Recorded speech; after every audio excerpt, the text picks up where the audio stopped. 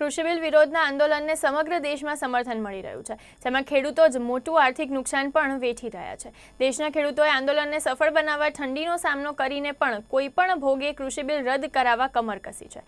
પ્રાંતિ તે વચ્ચે નવસારીના અમલસડામાં ચીકુ પકાવતા ખેડૂતો અને વેપારીઓને ખોટનો સોદો સહન કરવાનો વારો આવ્યો છે।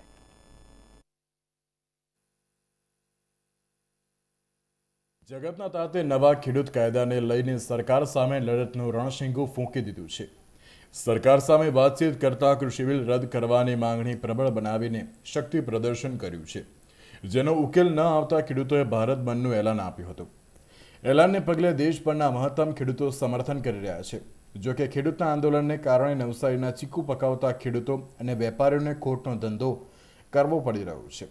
આંદોલનને કારણે વાહન વ્યવહાર અટવાતા દિલ્હી, પંજાબ અને હરિયાણા ઉપરાંત દેશના અલગ અલગ ભાગમાં ઠાલવતા નવસારીના અમલસાડના ચીકુનો ધંધો ઠપ થઈ ગયો છે, જેથી ખેડૂતો અને વેપારી આલમમાં મોટી ખોટ જઈ રહી છે।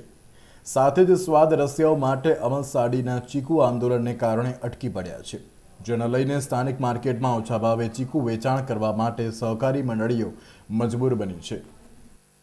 તારીખે જે ભારત બંધનું એલાન આપ્યું છે એને કારણે નવસારી તાલુકાના ચીકુ બજારમાં બહુ મોટું ખેડૂતો અને વેપારીઓને મોટું નુકસાન થવાનું ભીતિ સેવાઈ રહી છે। આ રીતે એક દિવસ ચાલુ 2 દિવસ બંધ, એમાં ખેડૂતોને બી ખૂબ જ તકલીફ પડે છે, એ રીતે વેપારીઓને પણ ખૂબ તકલીફ પડે છે।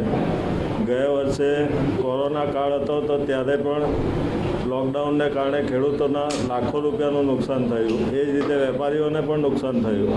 આ વર્ષે પાછું આ શરૂઆત થઈ અને આ ખેડૂત આંદોલનને કારણે અહીંના લોકલ ખેડૂતોને ખૂબ નુકસાન જાય એવું લાગી રહ્યું છે। અમલસાડથી દિલ્હી, હરિયાણા જેવા રાજ્યોમાં 20,000થી વધુ ચીકુના બોક્સ ટ્રકમાં મોકલવામાં આવે છે, પરંતુ ભારત બંધને કારણે ટ્રક મારફતે નીકળેલા ચીકુ બગડી જવાની ભીતિ વેપારીઓને સતાવી રહ્યું છે। સાથે સાથે કરોડો રૂપિયાનું નુકસાન પણ થવાની આશંકા વેપારીઓ વ્યક્ત કરી રહ્યા છે। કેમેરા પર્સન મિનેશ ટેલર સાથે દીપક બારોટ, સુરત।